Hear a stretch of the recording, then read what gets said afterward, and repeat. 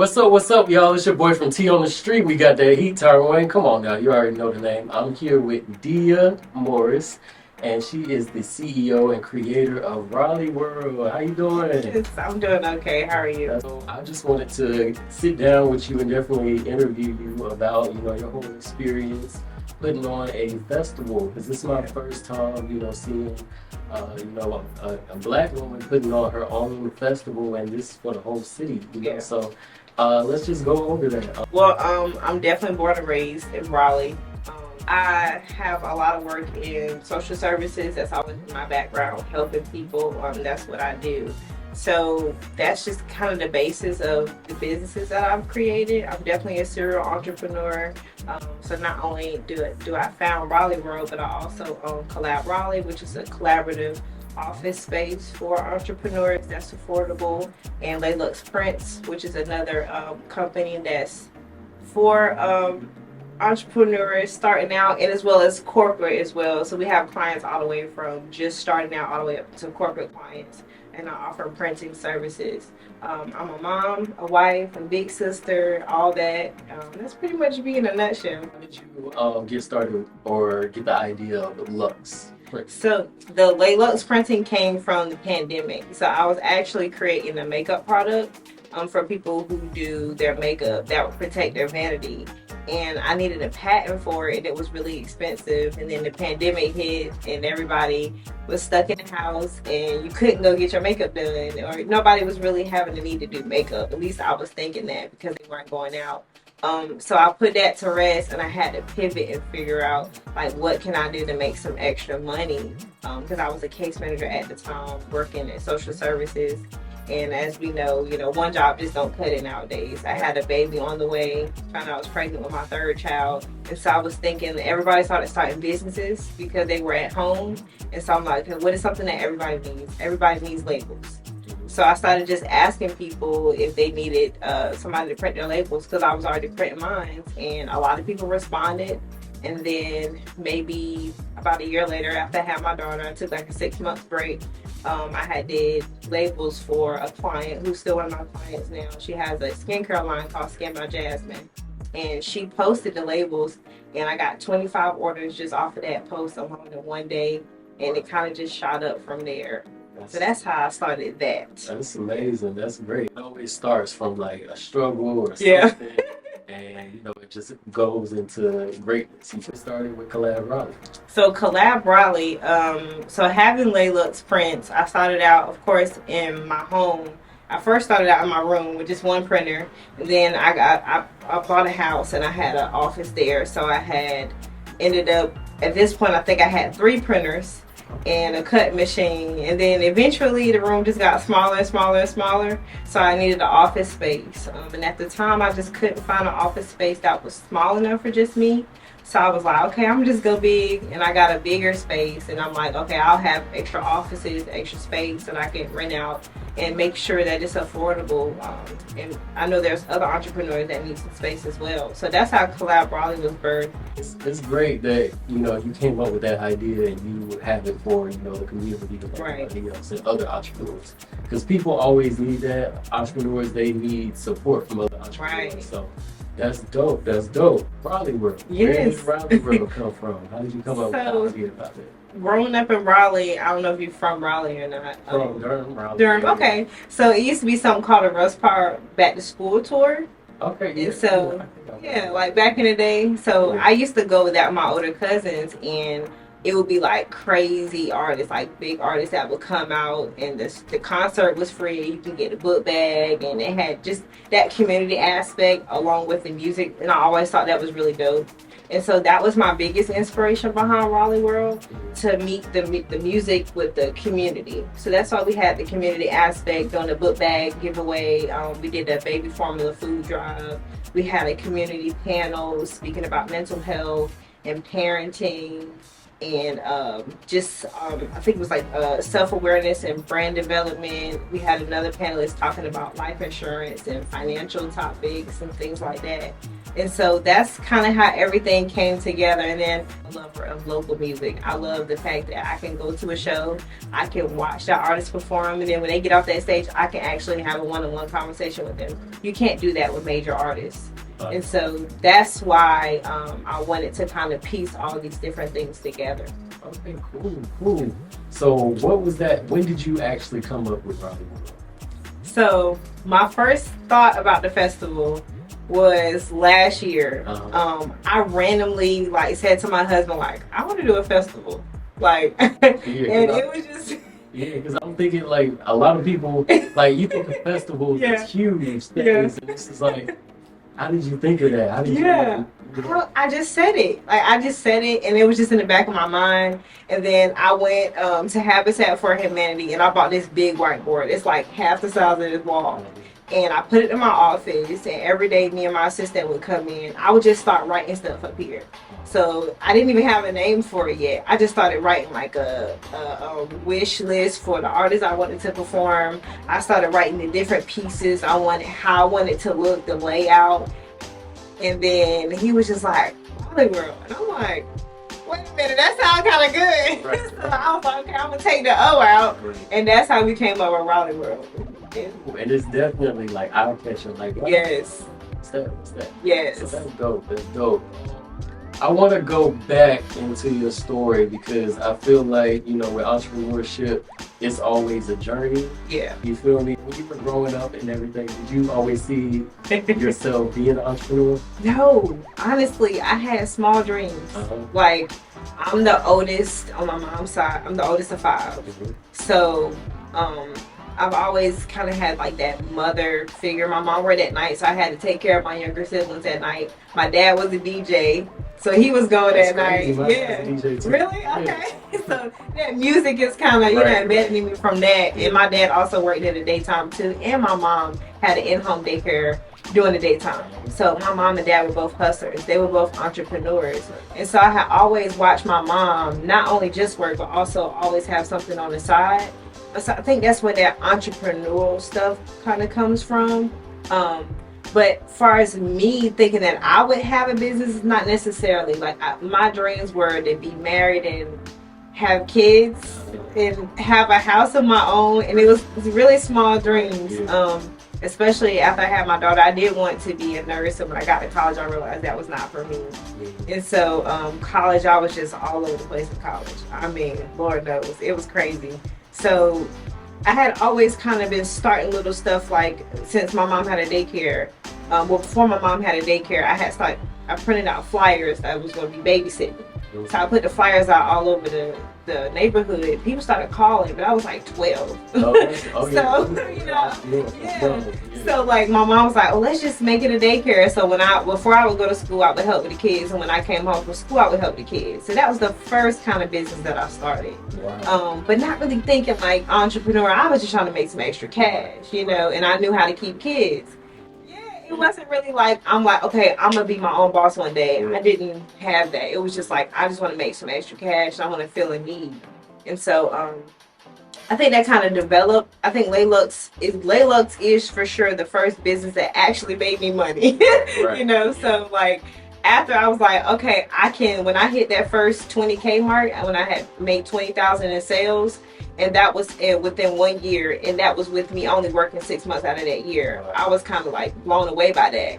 And I was okay, if I can make 20,000 in 6 months, I can definitely make 40,000 in a year. And so at this point right now, we just hit 100,000 in sales. Wow, congratulations. Thank you. Congratulations. That's so amazing. It's, now I'm okay, I'm an entrepreneur. It just kind of hit me a year ago. And so that's kind of my journey to today. You talking about college? Yeah. Oh, okay. So I went to Meredith College, actually. I did not want to go to HBCU. Hold up. Wait a minute. Man. Man. What in the world? That's what you gotta do. I know. Hey. But our people did not like me. Back in the day, I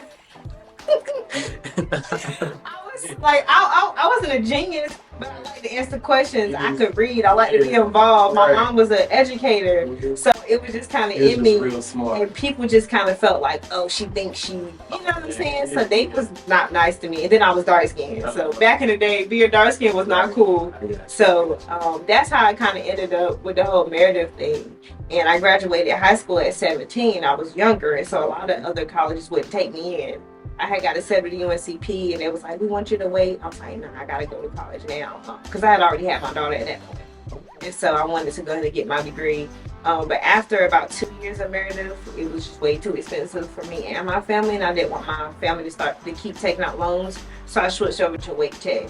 Okay. And then I just finished my program at my computer career for cybersecurity and IT. Okay, cool. Doing RaleighWrld, you've been doing Laylucks, you got Collab Raleigh. You also told me you're part of entertainment. You're part of the entertainment group. So Yeah. You don't manage. Yeah. Okay, so talk about that. How did you get into that as well? So I'm the project manager for Four Phones Entertainment, which is a it's really like a disservice to call it an artist music management company, because like I said, Four Phones manages artists and producers, dancers, and DJs as well. So I kind of got it started because my best friend is signed by Four Phones. They're her management. Her name is T. Lane. She was also one of the headliners at RaleighWrld. And so just following her to shows, and I got to know the other artists. I got to know the DJs. And just being on the scene and just really falling in love with like the culture that Four Phones has created. It's like a big family. When you come to a show there, the performances are amazing, the artists are amazing, the people that come to watch the shows are amazing. It's just a really good vibe, and I really wanted to be a part of that family. So I have been working with each of the artists and the DJs, just doing some of their printing stuff, right, and just building those relationships. And definitely, I think them seeing kind of what I can bring to the table as well, and like things like RaleighWrld, they brought me on as their project manager. So that's how I kind of got into that. We talk about just being a mother and, you know, how that is, being an entrepreneur as well. And then you don't only do that, you got a full-time job as well. So it's just like you got a lot going on. Yeah. How you balance everything? I wouldn't say that I balance anything. I just be going. I'm trying to get better at like creating schedules and different things like that. I have a husband that's super supportive, and I wouldn't be able to do anything that I'm doing without him. He was working in law enforcement, so he was working a 12-hour shift, sometimes 6 days a week. And so it was just long nights with me working with the kids, sometimes even at the office here. And so eventually we just kind of got to a point where he also just needed a break from what he was doing and a change of pace. So he actually resigned from law enforcement and decided to become a DJ full time. He was already DJing part time. So he's a DJ full time now. Shout out to DJ UA. Okay. And this video gaming. He creates content. He's a DJ. And he also has a podcast. So with him kind of having that flexible schedule, he helps out a lot with the kids, a whole lot with the kids. And that allows me to work when I'm at work, my 9 to 5, and even at night or on the weekends when I'm working for Four Phones or myself. Then I also have an assistant who pretty much handles a lot of my day-to-day stuff during the day. So an assistant and a husband that's devoted definitely helps me kind of balance things out so I can be able to do everything that I do. What's 3 tips you can give to other entrepreneurs who are just starting out and might not know what to do or where to go? What's some tips you can give them? I would definitely say understanding your why, like why you're doing what you're doing. Because to be honest, if you're not feeling some type of need, it's really hard to be successful. And I feel that anything that you do, definitely make sure you're feeling a need. And then I would also say making sure your branding is on point. Branding is everything. I mean, it's everything. It's going to increase your reach. Like even with RaleighWrld, from our graphics, I think a lot of people was just like, oh my God, this is, I was like, when I came, I was like, hey, what's this? Just like we really invested in our branding because I wanted to stand out. I want people to understand that like this is something I invested in. It's not just something I just threw together. Right. Then the third thing I would say is just making sure that you stay connected with the people that you're serving, making sure that you're doing your market research and giving people what they want from you, and just kind of staying connected to your clientele. Cool. That's what's up. Some tips. Yeah, it's a free game. All right. So who inspired you? So I actually have a couple of people that inspired me in the city. I would definitely say the first person that truly inspired me is a lady by the name of Barry Nash. She owns Berry Bomb. So she owns a selfie studio at the mall, and she also does makeup as well. She's done my makeup before, and she does a lot too, because Barry's one of my first inspirations. John Hackett was the second one. He owns the Black Friday Market downtown. Another person I inboxed, didn't know from a can of paint, said, hey, how'd you get into X, Y, and Z? Can you help me with this? And he was like, sure. And then Rika B, she owned the Mom Lounge, and she does a lot of stuff for mom. She has a business called Mom Redefined, and she does like vacations, like out of the country vacations twice a year for moms and fly aunties. So that's some of the, anytime you see me out of the country, I'm normally with her on one of those trips. Those three people like really inspired me. Alongside of just watching my mom and my parents, all of my parents, they were all hustlers. They all worked really hard. But I would say those are the three of my biggest inspirations. Okay, cool.